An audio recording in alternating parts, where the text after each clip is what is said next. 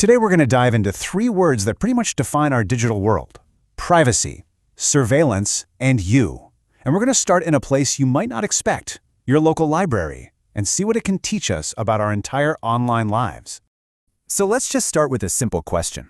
When you pop into your local library, what do you think they actually know about you? The books you check out, maybe? Well, as you're about to find out, it goes a lot deeper than that.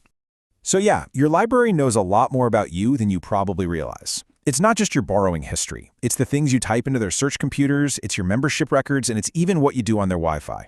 And when you put all that together, it creates a really detailed picture of who you are and what you're interested in. All right, so this gets us to our first huge idea, right? Privacy. You can just think of it as your ability to control who gets to see that picture of you. See, at its heart, privacy is all about one thing: control. It's basically your fundamental right to say, hey, that's my information, and I get to decide what happens with it. I decide what's collected, how you use it, and who gets to see it. And here's a really simple way to think about it. If your digital life is like your house, privacy is your right to just draw the curtains whenever you want. You get to decide what the outside world sees. But, privacy isn't just this standalone thing.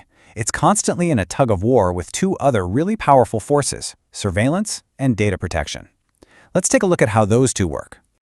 So first up, surveillance. At its core, it's just the act of monitoring or tracking what people do. It's the peeking through those digital curtains we were just talking about. And it happens in a bunch of different ways. You've got the really obvious physical stuff, like CCTV cameras. Then there's the digital kind we're all super familiar with, like cookies that track you across the internet.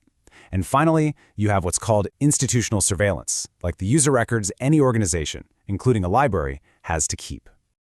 Now look, surveillance isn't always some bad guy thing, right? It's often there for security or to make sure things are running smoothly. But, and this is the big but, if you don't have strict controls, that monitoring can very easily cross the line into a straight-up invasion of your privacy. And that's where our other big idea comes into play: data protection. This is the shield. It's all the rules, the laws, and the actual tools that we use to defend our personal data from being seen or used by the wrong people. And we're not just talking about abstract ideas here. We're talking about real, concrete tools like encryption, which scrambles your data so it's unreadable, good old-fashioned password protection, and access control systems that strictly limit who gets to see what information. Okay, so let's tie that metaphor all together. If surveillance is someone trying to peek through your curtains, data protection is the lock you put on your front door. It's what keeps your home safe and secure. All right, let's bring this all back to where we started: the library. Because believe it or not, libraries are right on the front lines of this battle every single day. So here's the fundamental tension. On one hand, libraries use surveillance for good reasons: security cameras to keep people safe, monitoring computer usage, preventing theft. But on the other hand, every single one of those actions has a risk. The feeling of being watched can make people hesitant to read freely or look up sensitive topics. And that kind of undermines the entire point of a library, which is to protect intellectual freedom. So, how in the world do they pull this off? How do they give you security without, killing your privacy in the process? Well, they have a whole toolkit specifically for this. They use really secure management systems, they encrypt your data whenever you use their online services, and they have super strict policies about who can see your data and when it has to be deleted. And of course, they have to follow all the local and national data protection laws.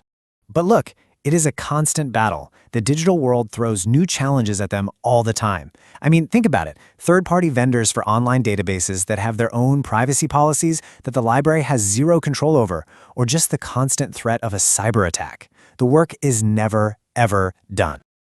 Okay, so let's zoom out for a second. Because what we've just talked about with the library, well, that applies to pretty much everything you do online. Yeah, this same balancing act, this tug of war between giving you a service and watching you, it is happening everywhere. It's in every social media app you scroll through, every online store you buy from, and every single service you sign up for. And this is why it matters so much.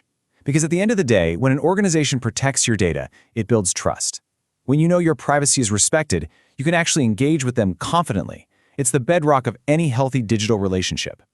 And it's not just about trust. It protects something even bigger: our intellectual freedom. It makes sure there's a space where you feel safe enough to be curious, to ask hard questions, and to explore ideas that might be controversial, all without that chilling feeling of someone looking over your shoulder. When you get this right, what you're really doing is building a better, safer digital world for all of us. It's what lets our online spaces be places for discovery and community, instead of just places of risk and constant monitoring. So we'll leave you with this final thought. Your library. It's one of the few places that's literally designed to defend your privacy and your intellectual freedom. It's their mission. But as you go about the rest of your digital day, you got to ask yourself, who's protecting it every